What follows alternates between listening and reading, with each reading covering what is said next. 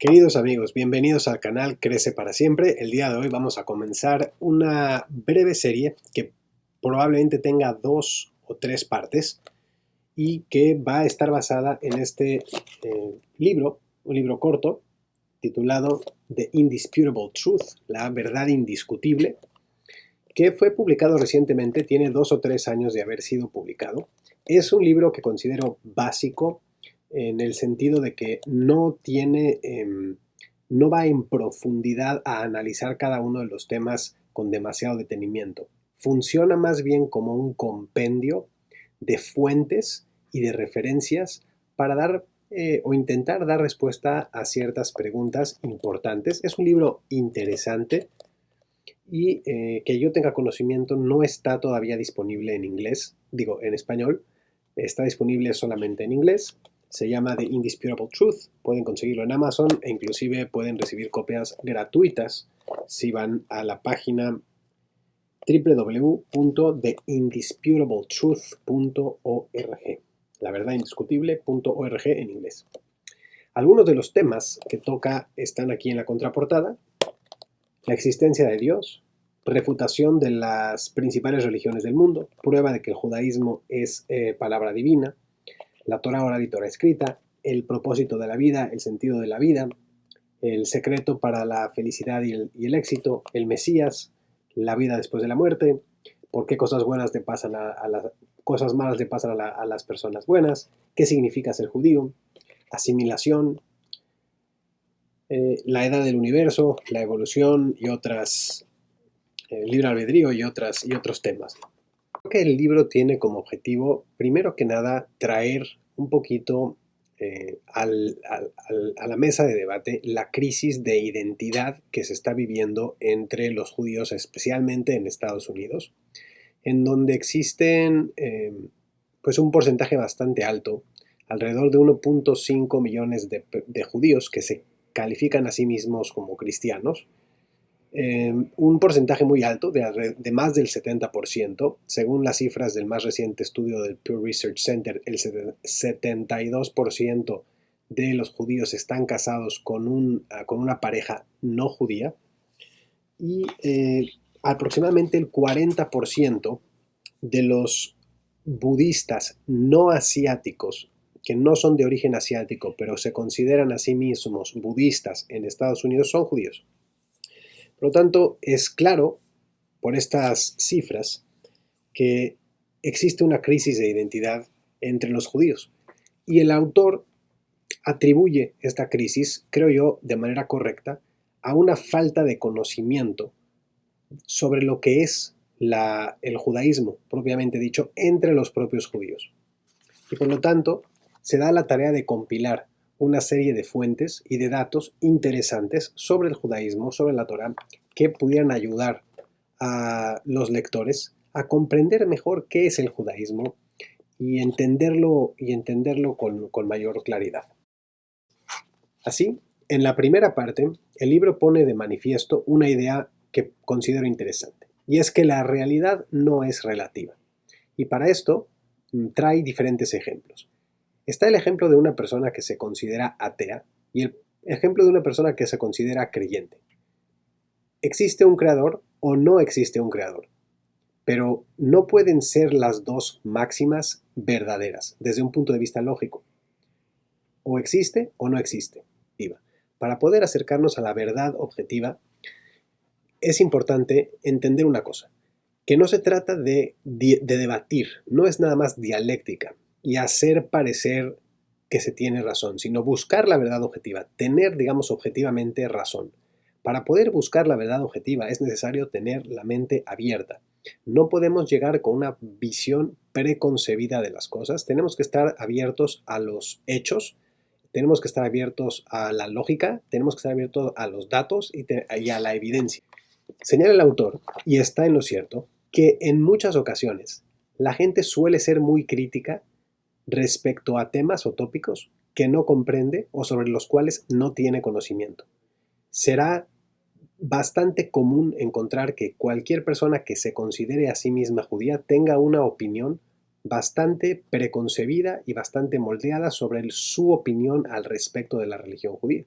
Sin embargo, y esto yo lo he podido comprobar a lo largo de los años, cuando uno le pregunta muchas veces a su compañero correligionario preguntas sumamente básicas, como por ejemplo en el caso del judaísmo, ¿cuál es el primer mandamiento?, se encontrarán con que la mayoría de las personas, la mayoría de los judíos no conoce, no puede citar, mucho menos en el idioma original, el primer mandamiento completo.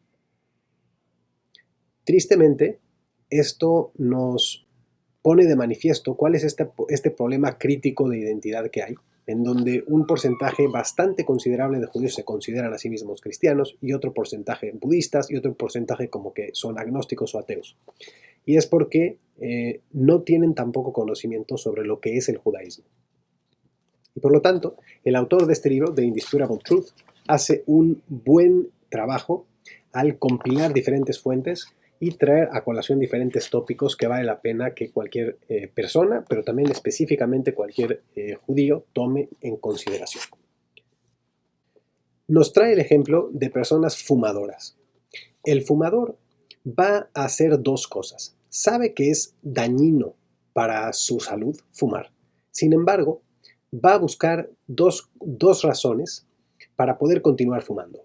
Una de ellas va a ser justificar que su situación particular le obliga o le fuerza a fumar, o la otra va a hacer caso omiso de las recomendaciones científicas y la evidencia médica que demuestra que fumar es peligroso para la salud. Va a descartar completamente la evidencia o bien va a justificar su posición. Es el mismo razonamiento que va a dar una persona que es judía y quiere descartar cualquier tipo de ley judía para aplicarla a su vida.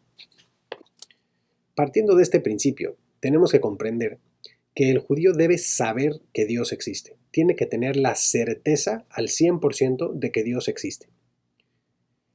El judaísmo no es una religión en donde se le exige a la persona tener una fe ciega.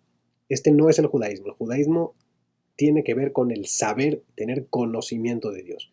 Un ateo no se puede considerar que tenga una perspectiva judía. No importa si esta persona nació judía. Si esta persona se considera a sí misma atea, no tiene una perspectiva propiamente judía. Si esta persona se considera agnóstica, tampoco tiene una perspectiva judía. Si esta persona es un creyente ciego, tampoco tiene una perspectiva judía, porque el judío se exige del judío que tenga conocimiento de Dios. Nos explica que en la antigüedad muchas culturas creían en la teoría del universo estático, es decir, un universo infinito que había existido siempre, que por lo tanto no tenía principio y no tenía final. Sin embargo, en tiempo reciente sabemos que las teorías científicas indican que el universo tuvo un principio. Se han hecho fotografías y observaciones del espacio que demuestran que hay una especie de movimiento en las galaxias y las estrellas, como si el universo se estuviera expandiendo. Y esta teoría del universo expansivo, que está vinculada también a la teoría del Big Bang, en donde existe un punto inicial en el que el universo comienza, está en línea con la perspectiva judía del origen de la vida, que es que un creador da inicio al universo. Un creador es quien de la nada es capaz de crear algo, que en este caso es el universo en el que vivimos. La teoría del universo infinito que siempre ha existido y no tiene principio ni final no está en línea con la perspectiva judía del universo. La perspectiva judía del universo está en línea con los más recientes descubrimientos científicos de observación del espacio que parecen comprobar que el universo se expande y que tuvo un principio y por lo tanto fue creado. La ciencia no ha sido capaz de explicar cómo esa materia condensada que dio origen al Big Bang fue creada en un principio. El judaísmo considera que un creador que es inmaterial fue quien creó la materia, que la perspectiva judía y la perspectiva científica más avanzada en la actualidad no son disonantes, están en la misma línea en el sentido de que consideran que el universo de hecho tuvo un principio. Y recordemos que solamente hay dos posibilidades, o el universo tuvo un principio o no tuvo un principio y es infinito, es decir, siempre ha existido. La pregunta que la ciencia no ha podido resolver es cómo esa materia fue generada en primera instancia, esa materia que dio origen al Big Bang. El judaísmo tiene una respuesta y es que es el creador del universo quien generó esa materia de la nada, porque solamente un ser inmaterial e infinito es capaz de generar materia y un universo finito.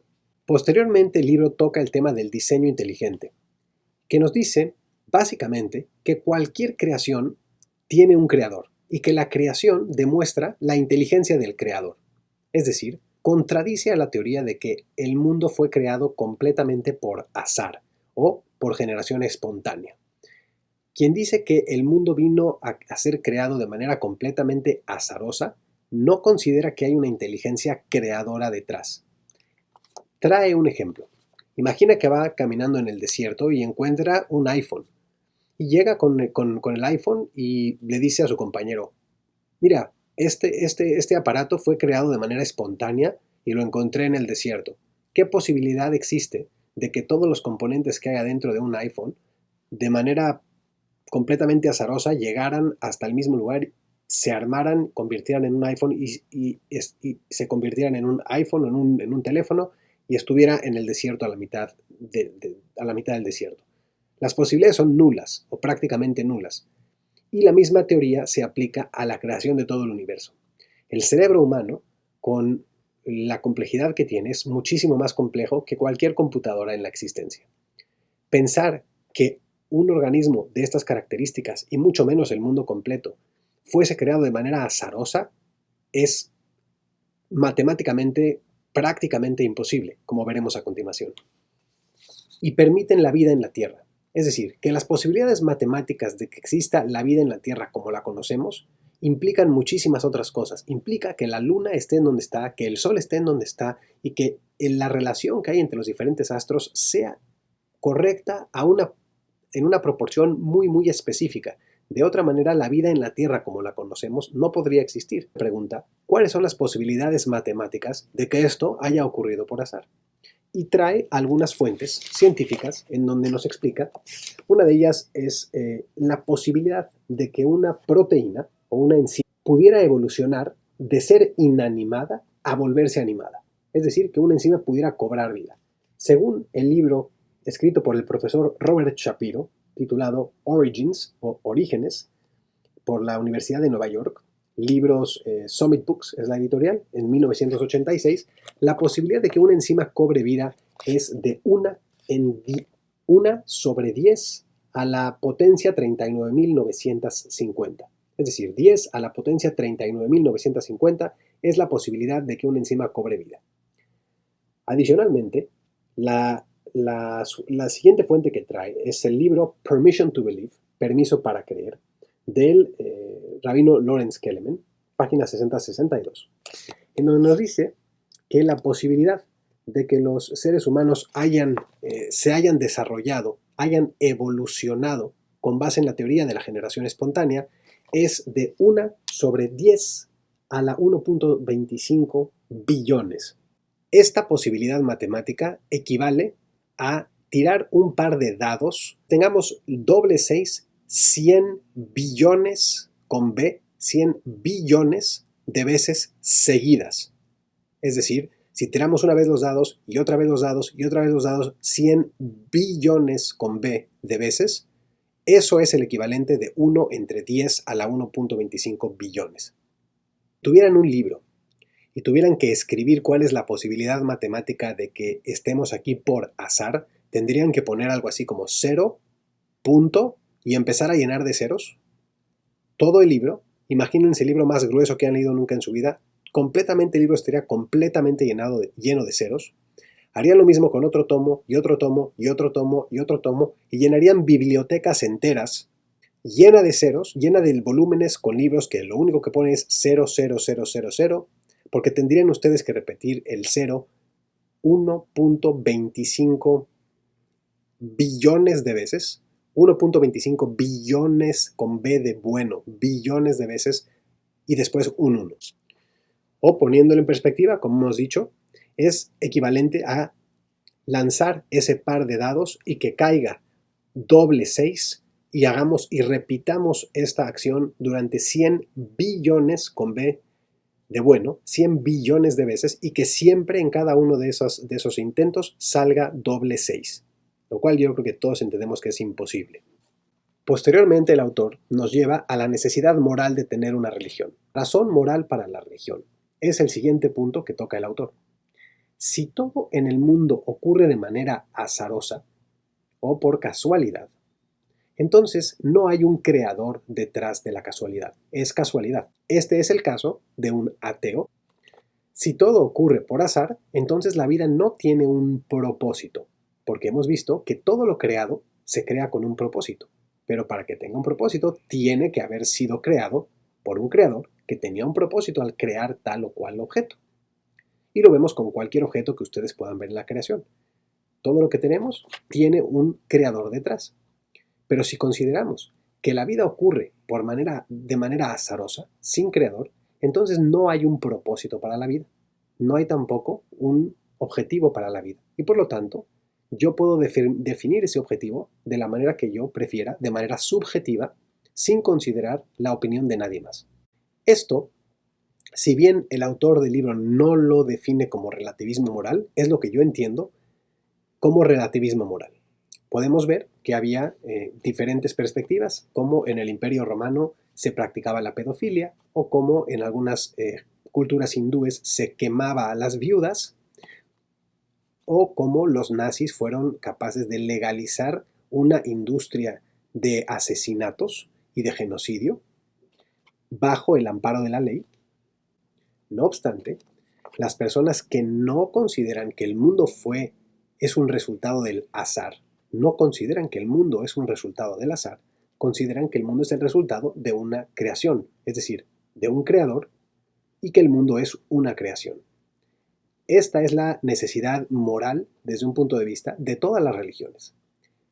Dar una explicación al propósito de la vida en la Tierra, al por qué el mundo fue creado, para qué el ser humano fue creado y cuál es su propósito de vida. Debemos reconocer que hay gente inteligente en todas las culturas, que hay filósofos en todas las culturas, que hay explicaciones en todas las culturas. Sin embargo, podemos comprobar que alguna de estas culturas tenga de hecho información divina, información no producto de la lógica humana. Y la respuesta la vamos a ver en los siguientes segmentos. Hemos dicho anteriormente que la verdad no puede ser relativa. Cuando una cosa es de una manera, no puede ser de otra manera, es mutuamente excluyente. El ateo piensa que el mundo no tiene un creador, mientras que el creyente considera que el mundo sí tiene un creador. Ambos no pueden tener la razón al mismo tiempo. En el caso de las religiones, la mayoría de ellas, quizá todas, son mutuamente excluyentes en mayor o menor medida. En el caso de las religiones abrahámicas, es decir, del judaísmo y del cristianismo y el islam, estas son religiones con sus respectivas ramas que son mutuamente excluyentes, porque los postulados de estas religiones difieren entre sí, son contradictorios, por lo tanto, son mutuamente excluyentes. Esto no quiere decir que vamos a justificar el antisemitismo, por ejemplo. No obstante ello, a nivel filosófico y a nivel principios básicos de las religiones, para analizar la verdad objetiva, debemos de tener el conocimiento de que estas religiones son mutuamente excluyentes y que si una de ellas tiene razón, las otras no pueden tener razón porque son contradictorios en sus perspectivas y en sus filosofías. Para las personas que están interesadas en conocer la relación que existe entre el cristianismo y el judaísmo, voy a recomendarles los siguientes dos volúmenes, que son estos que están aquí. El libro se titula Let's Get Biblical, conocido orador y rabino Tovia Singer, o Tuvia Singer. Es un primer volumen y un segundo volumen. Este es un compendio en profundidad en donde se va a analizar de manera histórica cuál es el vínculo que existe entre el desarrollo de la religión cristiana propiamente dicha y la liturgia cristiana en comparación con la liturgia judía. Ahora, más allá de probar o no Es importante trazar las diferencias que existen entre las religiones que se parecen, digamos, o que tienen un origen en común, para saber que son de hecho incompatibles. Pero más allá de desbancar cada una de las miles de religiones que han surgido a lo largo de la historia, podemos señalar cuáles son algunas de los atributos, de las profecías propiamente que nos da la Torá, y de esta manera saber si este libro, si el Pentateuco, al que los judíos nos da la certeza de la existencia de Dios, es de origen divino o no. Y en la siguiente parte del libro es lo que el autor de Indisputable Truth intenta recopilar de manera muy puntual, trayendo algunos ejemplos. Vamos a ver algunos de estos ejemplos. Algunos de estos ejemplos nos lo da de la Torá oral y otros de la Torá escrita, del Pentateuco y del Talmud. Conceptos como el número de estrellas en el firmamento, la precisión del ciclo lunar, la teoría de la Pangea, y posteriormente subdividida en diferentes continentes, la teoría de la Tierra que es redonda, expansión del universo, el origen del universo que fue creado y no ha existido siempre, o conceptos biológicos como vinculados a la circuncisión o al kashrut, a los animales que son comestibles y a los que no deben ser comestibles, inclusive el proceso de sacrificio de animales, son algunas de los ejemplos que va a traer en el libro para demostrar la sabiduría divina de la Torá. En relación al ciclo lunar, el autor de Indisputable Truth trae la fuente del Talmud, en donde se explica cuál es el cálculo para que sepamos con certeza cuál es el ciclo lunar mínimo, cuánto tiempo tiene que transcurrir para que el ciclo lunar se complete como mínimo. Y nos da la fórmula, está en la página número 31, y en el Talmud está en diferentes partes. También el Rambam, muchos años después, lo explicita en el libro Mishneh Torah.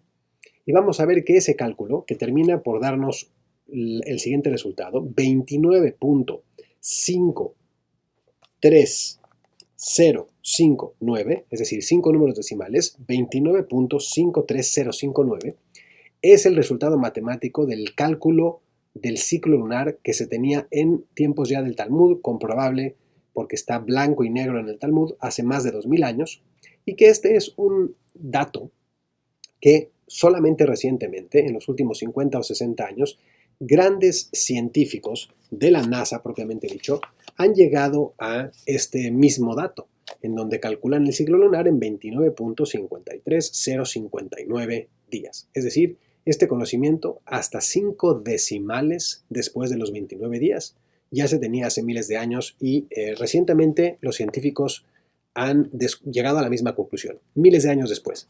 ¿Cómo podían tener los sabios judíos el conocimiento tan preciso del ciclo lunar? Pero vamos a ver otros ejemplos. En el Talmud, en el tratado de Talmud Bavli, en el tratado de Berajot, página 32b, nos explica el Talmud hace miles de años. Dice, Dios creó 12 secciones en el firmamento, y en cada sección 30 ejércitos, y en cada ejército 30 legiones, y en cada legión 30 ratón, y en cada ratón 30 cartón, y en cada caratón 30 gístera, y en cada gístera 365.000 miriadas de estrellas. Tenemos un número de 19 dígitos.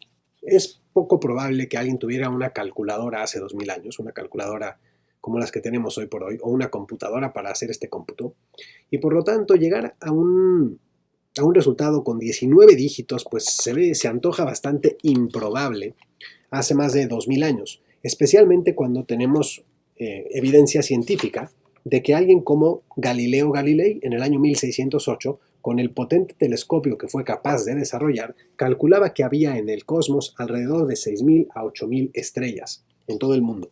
Sin embargo, recientemente, y con las nuevas tecnologías, ha habido observaciones más precisas del firmamento. Según Nadine Barlow, del Departamento de Astronomía de la Universidad del Norte de Arizona, y también director del programa NAU de la NASA, del programa espacial, tuvo un estimado de que la cantidad de estrellas en el firmamento es de 10 a la 19ª potencia, 10 a la 19.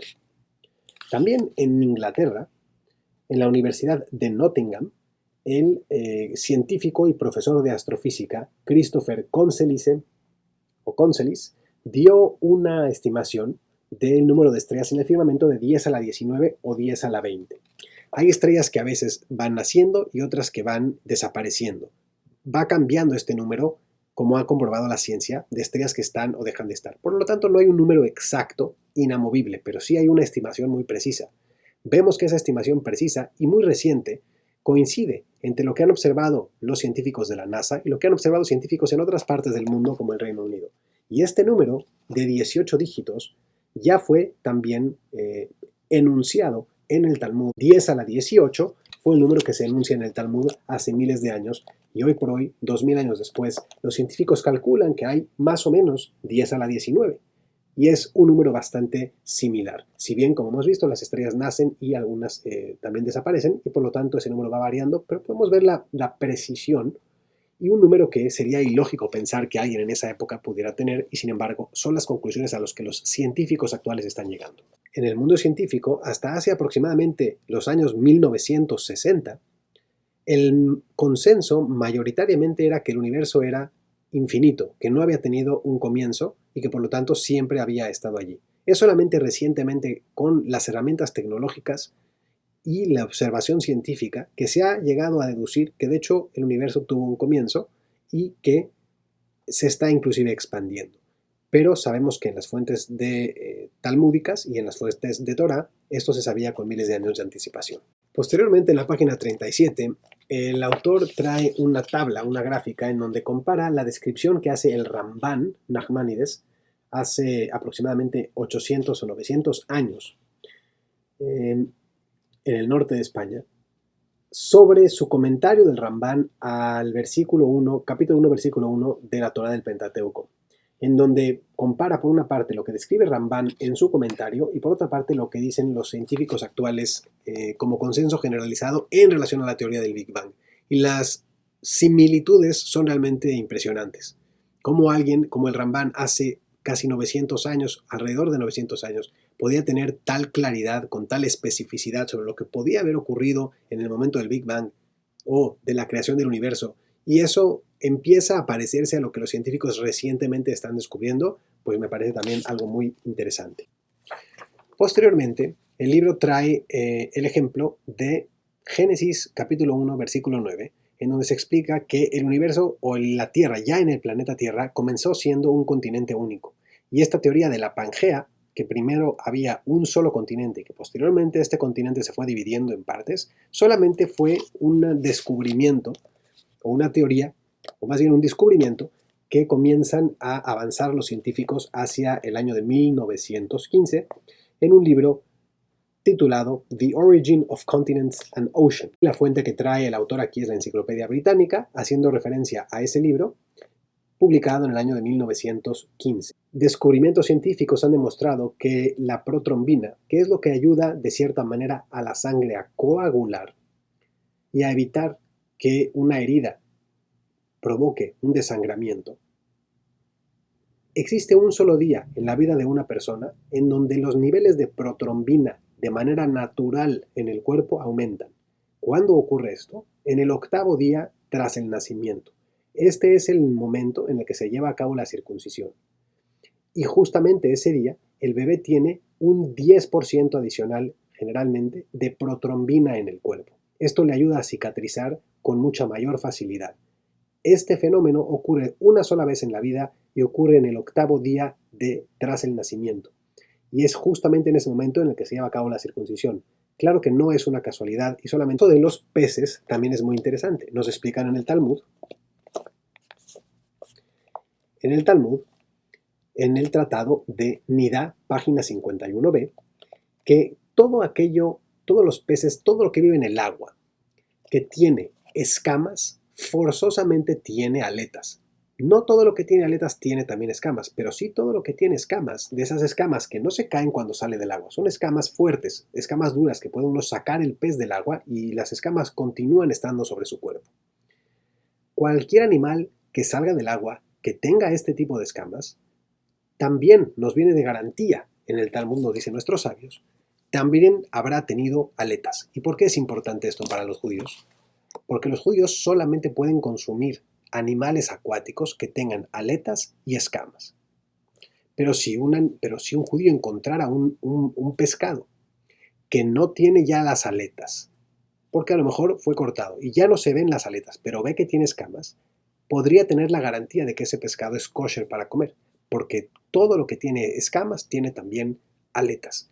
¿Cómo podían los sabios decir algo así hace miles de años? ¿Cómo se puede decir algo así hoy? No conocemos la profundidad de los océanos y todas las diferentes especies que viven en los océanos como para garantizar y hacer una afirmación de estas características. Sin embargo, nuestros sabios, al recibir la Torah de una fuente divina, de Dios, que fue quien creó los océanos y todo lo que habita en ellos, tienen la garantía de saber que esto es así. Y por eso fue documentado y transmitido de generación en generación, al igual que los ejemplos anteriores que venimos comentando en el Talmud y en el Pentateuco. Por otra parte, un último ejemplo al que quiero hacer alusión, antes de pasar a otro tipo de profecías, es el caso de los animales kosher. Sabemos que los animales kosher tienen una muy interesante característica en su anatomía. Y es que normalmente los animales tienen dos arterias que son las que llevan sangre al cerebro. La arteria vertebral y la arteria carótida. En los animales no kosher, como el caballo o el cerdo, estas dos arterias se conectan al cerebro. Pero en el caso de los animales kosher, como pueden ser la vaca o las ovejas, o inclusive los pollos, la arteria carótida y la arteria vertebral se conectan en algún punto antes de llegar al cerebro. ¿Por qué entonces en el Talmud también nos dirían que solamente hay estos animales kosher y no existe una sola especie adicional en el mundo que tenga estas características? No había razón para determinar cuáles solamente tienen una característica kosher y cuáles tienen las dos características kosher, y sin embargo en la Torah se nos explicita. ¿Por qué hacer esa afirmación si no era necesario? La respuesta es porque solamente el creador de todas las especies puede saber cuáles especies tienen esta característica, y ese conocimiento fue transmitido a los seres humanos a través de la Torah, oral y escrita. Y por último vamos a ver una profecía una profecía del Talmud, de la Torah oral propiamente dicha, en conjunto con la Megilá Esther, la Megilá de Esther, escrita hace 2400 años, que tienen que ver con un acontecimiento que ocurrió recientemente, relativamente recientemente, durante los juicios de Nuremberg, donde hubo el juicio de más alto perfil.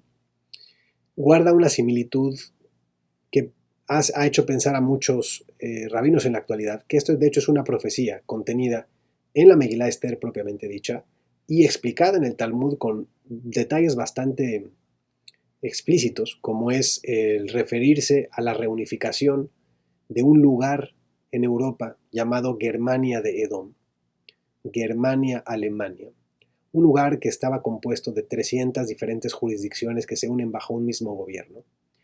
Esto es lo que se explicita en el Talmud con el nombre Germania de Edom. Esto es lo que ocurre miles de años después, en el año 1871, cuando Otto von Bismarck reunifica a Alemania. Precisamente alrededor de 300 jurisdicciones son las que reunifica. Y ya nos advierten en ese momento nuestros rabinos en el Talmud que la reunificación de este país, bajo ciertas circunstancias, lo que da es lugar a una destrucción muy fuerte. Y de hecho eso es lo que ocurre al cabo de tiempo con Alemania, cómo va a la Primera Guerra Mundial, posteriormente a la Segunda Guerra Mundial. Tenemos que entender que es de allí, de Prusia, realmente de donde viene este deseo de conquistar el mundo. Claramente en la Segunda Guerra Mundial eso es así. Y podemos ver bastantes señales bastante obvias, no solamente en el Talmud, black and white, sino inclusive en la propia Megilá de Esther, que se refieren a algo que potencialmente ocurriría en el futuro. Un hecho en concreto, durante los juicios de Nuremberg y la sentencia a muerte de 10 de los principales, realmente fue el juicio de más alto perfil de todo Nuremberg, en donde 10 criminales nazis son condenados a morir colgados, no condenados a morir ante el pelotón de fusilamiento o en la silla eléctrica, que era una manera en ese momento, digamos, más popular de sentenciar a muerte. Son sentenciados a morir colgados 10 criminales nazis de alto perfil, y un número 11 se suicida el día antes de la ejecución.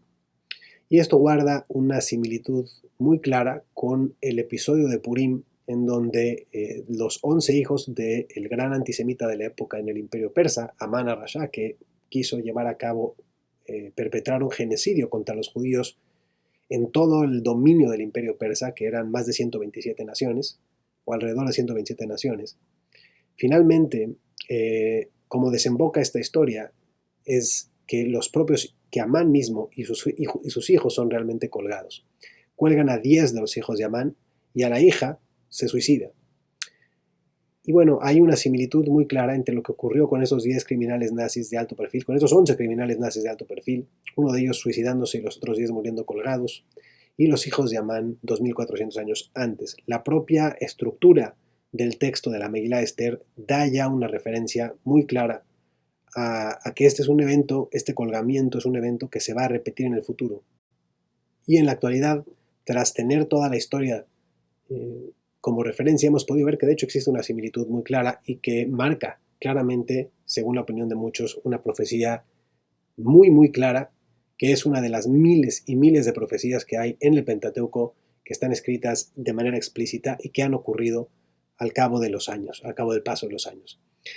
La profecía es propiamente, la profecía solamente puede estar dada por una inteligencia superior que conoce el futuro. Este es el caso de la Torá, del Pentateuco, también de los 24 libros del Tanaj. Hay profecías en todos los libros del Tanaj. Podemos encontrar referencias y profecías a lo que va a ocurrir en el futuro y que de hecho ha ocurrido. Hasta la próxima. Baruch Adonai Leolam. Amén be amén.